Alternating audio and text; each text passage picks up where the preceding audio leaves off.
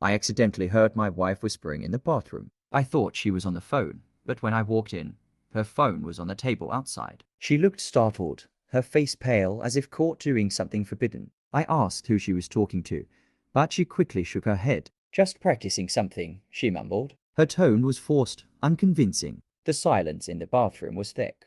Yet I swore I had heard another voice whispering back. That night, curiosity nodded me. While she was asleep, I searched through her things. Hidden beneath a pile of old clothes in her closet, I found a notebook. It was old, its pages yellowed with time. Inside, there were names written in careful handwriting, each followed by a date. Some had a single line drawn through them. My name was the last one written, and next to it was today's date. My chest tightened. What did this mean? The next morning, I acted normal. Over breakfast, I casually asked about the notebook. She stopped mid-bite, her hands shaking slightly. "It's nothing, just old notes," she said too quickly. But she didn't meet my eyes. I felt a chill creep up my spine. If it was nothing, why did she react like that? Why was my name the most recent entry? The eerie feeling from the night before returned stronger. Determined to understand, I checked the names in the notebook online. One by one, I found obituaries matching the names and dates. My stomach dropped. Each person had died under mysterious circumstances,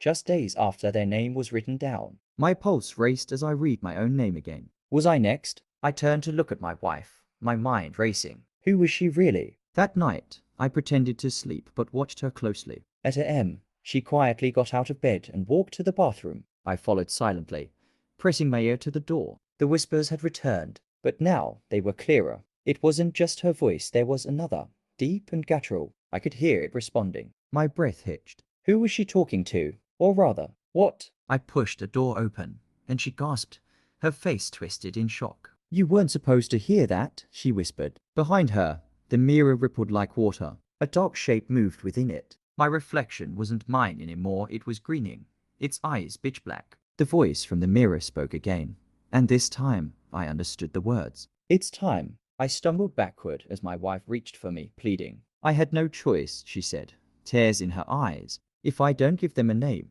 they take me instead." My mind reeled. The names in the book, the deaths, the whispers, it all made sense now. But it was too late. The darkness from the mirror slithered forward, wrapping around me like a cold embrace. The last thing I saw before everything went black was my wife's tear-streaked face as she whispered, "I'm sorry," then nothing.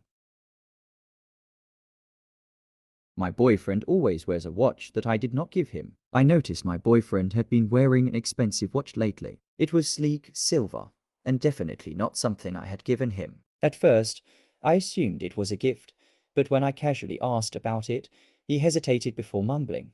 "A friend lent it to me." Something about his answer felt off. Why would someone lend a watch? And why did he never take it off, not even to shower? Curious, I decided to check his phone when he was asleep. My hands trembled as I scrolled through his gallery. Then I found it a photo of him at a CAF, smiling at a girl I had never seen before. But what made my stomach drop was the detail I almost missed. They were both wearing the same watch. Identical, like matching accessories for couples. My heart pounded in my chest. Who was she? I confronted him the next day, showing him the photo. His face went pale. "It's not what you think," he said, but his voice lacked conviction. "Then explain it," I demanded. He swallowed hard, looking away. "She's an old friend. The watch was a gift, but it doesn't mean anything. I wasn't buying it." There was something he wasn't telling me. Something deeper. Determined, I did some digging. I reverse searched the girl's image and found her social media. My breath hitched. Her profile was inactive. The last post dated 3 years ago. And the comments were all the same. "We miss you. Rest in peace." I felt the blood drain from my face. This girl, she was dead. So why was she in a recent photo with my boyfriend? I decided to watch him closely. That night, while he was sleeping, I tried to remove the watch from his wrist. The moment I touched it, his body twitched violently, and he gasped awake. His eyes weren't his anymore, they were blank, lifeless. "You shouldn't have done that," he whispered in a voice that wasn't his. My blood ran cold. Suddenly, the watch's screen flickered, displaying a date, the exact day the girl had died. My mind raced. Was he possessed? Was this watch some kind of tether between them? "Who are you?" I whispered, barely able to breathe. His lips curled into a sad smile. "I thought you knew," he said. "She never really left." The next morning, the watch was gone. So was he. No note, no call. It was as if he had never existed. But deep down, I knew the truth. He belonged to her now. And maybe he always had. My girlfriend always turns off the light when we kiss. I noticed that my girlfriend always turned off the light when we kissed. At first, I thought it was just a romantic habit, maybe something to set the mood. But over time, it became strange. Even in dim lighting, she would reach over and switch it off before coming close. If I tried to leave it on, she would hesitate, then make an excuse to stop. It started to feel less like a preference and more like a rule she was afraid to break. One night, curiosity got the best of me. While she was asleep, I checked her phone. My heart pounded as I scrolled through her messages, and then I found it a text from an unknown number. Don't forget to turn off the light. He shouldn't see your eyes. My stomach twisted. My hands felt cold. Who had sent this? And why was she hiding her eyes from me? The next evening, I decided to test her. As we kissed, I slowly reached for the lamp and flicked it on. The reaction was instant. She recoiled violently, her hands covering her face. Why would you do that? She whispered,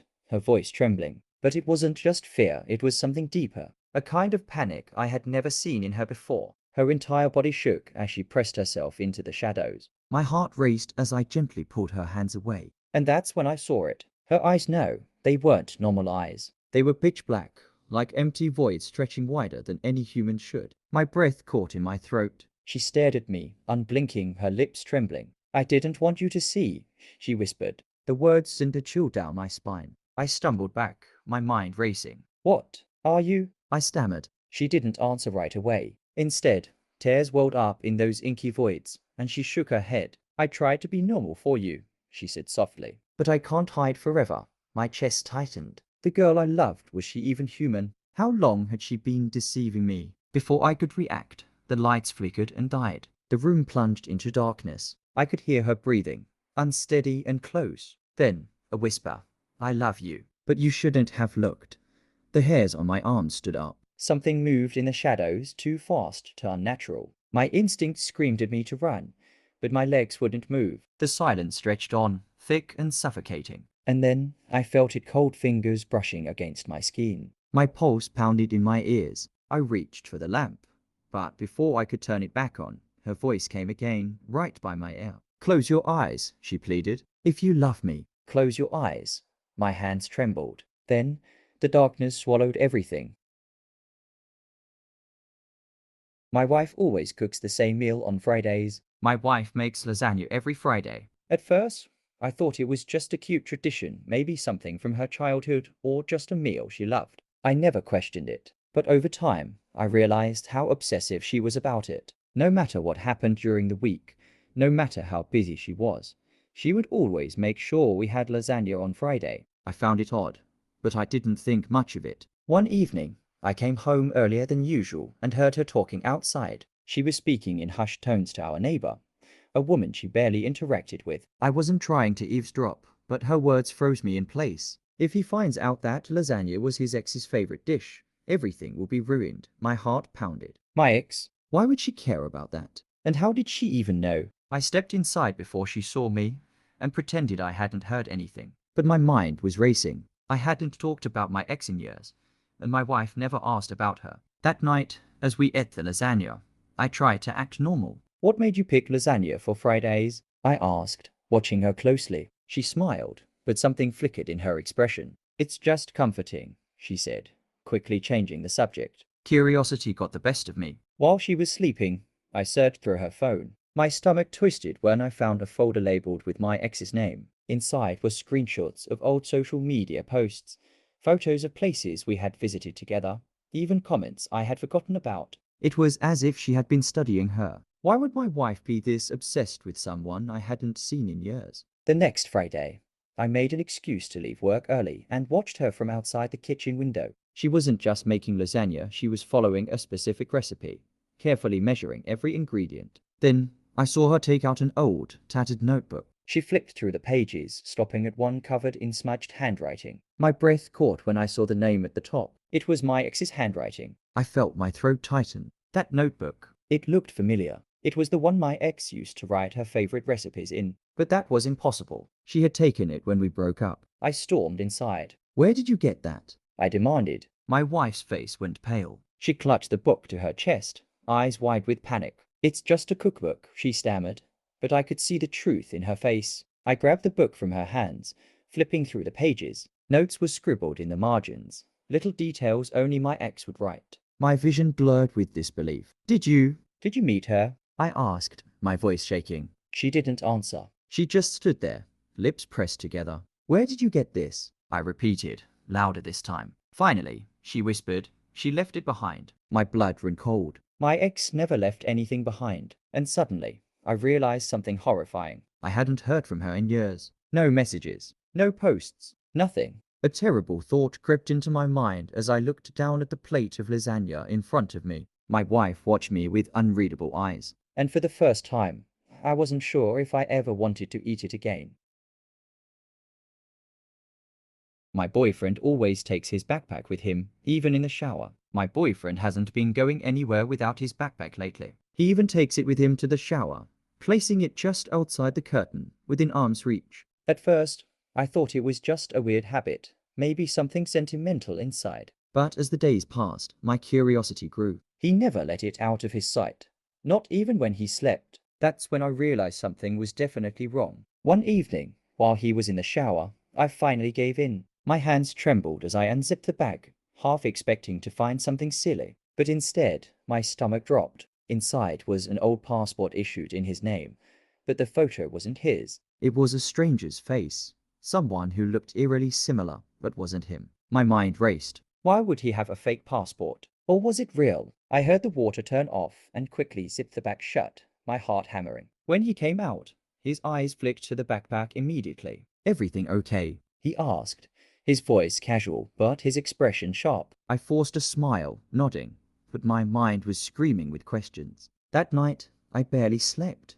The image of that passport burned into my thoughts. Who was he really? The next day, while he was distracted, I checked the bag again. This time, I dug deeper and found more documents, different IDs, credit cards with different names. My hands shook as I flipped through them. Some of them looked worn, like they had been used for years. Others looked brand new. My breath caught when I saw a newspaper clipping tucked inside. It was about a missing person, and the photo, it looked like him. Panic clawed at my throat. Was he running from something? Or worse, was he someone I didn't actually know? I decided to test him. That evening, I casually asked, "Have you ever changed your name?" His expression didn't waver, but I saw the flicker of something in his eyes, fear. "No," he said too quickly, grabbing his backpack like it was a lifeline. That was the moment I knew he was hiding something. That night, I did something I never thought I would. While he slept, I took his backpack and locked myself in the bathroom. I turned the passport pages under the light, my pulse racing.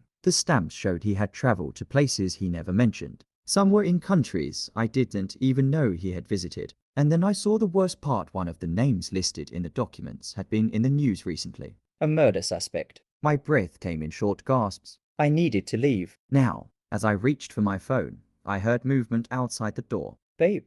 His voice was calm, but there was something chilling beneath it. The doorknob turned. "What are you doing?" My hands trembled as I shoved the documents back inside. "Nothing," I lied. Silence. Then he said, "Open the door," but I couldn't. Because now I knew I wasn't living with the man I thought I knew. A long pause. Then a whisper through the door. "You shouldn't have looked." My blood ran cold. The light flickered above me as I pressed my back against the wall, my heartbeat hammering in my ears. The backpack sat in my lap like a ticking time bomb. I had uncovered his secret, and now I wasn't sure if I would make it through the night to tell anyone else.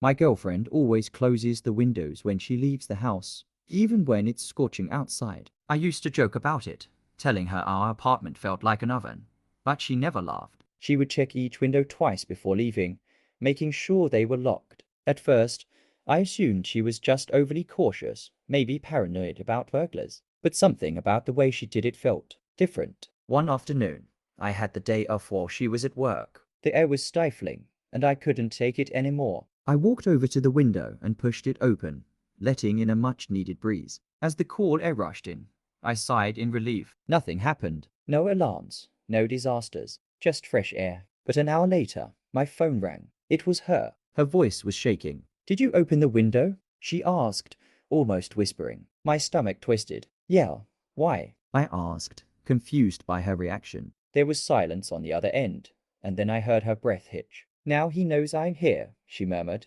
barely audible. My skin prickled with unease. Who? I asked, but the line went dead. I stared at my phone, my pulse hammering. What was she talking about? Who was he? And why would an open window matter? I tried calling her back, but she didn't pick up. My chest tightened. Something wasn't right. I looked outside, scanning the street below, but everything seemed normal. Then, as I turned away, movement caught my eye. A man stood across the street, staring up at my apartment. He wasn't doing anything, just watching. My breath hitched as an eerie chill ran down my spine. Did he just move closer? Panic surged through me. I slammed the window shut and locked it, my hands trembling. Almost immediately, my phone buzzed. It was a text from my girlfriend. Don't go outside. Stay away from the windows. I'm coming home. My heart pounded. What was going on? I wanted to believe this was some weird misunderstanding, but deep down, I knew it wasn't. There was something real, something dangerous. Minutes felt like hours as I waited for her. Every sound made me jump. The man was still there, standing motionless. Then, just before she arrived, he took a slow step back into the shadows and disappeared. The moment she walked in, she locked the door and grabbed my shoulders. Promise me, she whispered. Never open the windows again. Her eyes were filled with fear, and I'd never seen her look so shaken. I swallowed hard, nodding. Who was that? I asked. She hesitated before finally answering. He's the reason I moved. I thought I left him behind. Her voice broke, and she glanced at the window. But now he knows where I am. My hands turned cold. She had never told me she was running from someone. And now, because of me, he had found her. That night, she barely slept. Every time the floor creaked, she tensed. I stayed awake, watching the window, half expecting to see a shadow lurking outside. I wanted to believe this was over, that she was just being paranoid. But deep inside, I knew this was only the beginning, and whatever she was running from was coming closer. My boyfriend keeps asking me if I've seen his ex-girlfriend. At first, I thought it was just a weird habit, something left over from their past relationship. He told me she disappeared years ago, without a trace, and he had no idea where she went. But he always sounded uneasy, not heartbroken, not sad, just nervous, like he wasn't afraid for her but of her. It made me wonder what really happened between them. One night, as we lay in bed, he whispered, "If you ever see her, tell me immediately." His voice was tight, almost desperate. Why? I asked, turning to face him. He hesitated before answering. Because she said she'd come back. A chill ran down my spine. The way he said it, the way his fingers clenched the sheets, it didn't sound like he wanted her to. It sounded like a warning. I couldn't stop thinking about it. So the next day, when he left for work, I searched through his things. I wasn't proud of it, but something felt off. And then, tucked inside an old book, I found a letter. My breath caught as I unfolded the worn paper, the edges crinkled with age. The handwriting was sharp, deliberate. The message was short, but it sent a cold shiver through my bones. I know what you did. I will come back. My hands trembled. What he did. I read it over and over, trying to make sense of it. Did he hurt her? Did she leave because of him? Or was it something worse? My mind raced with terrifying possibilities. I heard the front door unlock, and I barely had time to shove the letter back before he walked in. Hey, he greeted, but his eyes darted around the room like he could sense something was off. That night, I couldn't sleep. His words, the letter, the way his jaw tightened every time her name was mentioned, it all pointed to something dark. When I finally drifted off, I woke up to a strange noise. A soft tap, tap, tap against the window. My heart pounded as I sat up. It was probably a tree branch, I told myself, but then it happened again. And this time, it was louder, more deliberate. I crept toward the window, my pulse racing. The street was empty. Just as I exhaled in relief, my phone buzzed. A message from an unknown number. Did he tell you the truth? My stomach dropped. My hands shook as I typed back. Who is this? No response. I turned around slowly, suddenly aware of how silent the apartment was. My boyfriend was still asleep, or at least, I thought he was. The next morning, I decided to confront him. I found the letter, I said, watching his reaction carefully. His face drained of color. You weren't supposed to see that, he whispered. I waited for him to explain, but he didn't. Instead, he just stood there, frozen. Then, his phone buzzed on the table. He didn't move to pick it up, but I did. The message on the screen made my breath hitch. I'm here. He backed away, eyes wide with fear. A shadow passed by the window, and my blood turned to ice. My boyfriend had been so afraid she would come back. But now, as we both stood there, paralyzed, I realized something terrifying. She never really left. And whatever happened between them wasn't over yet.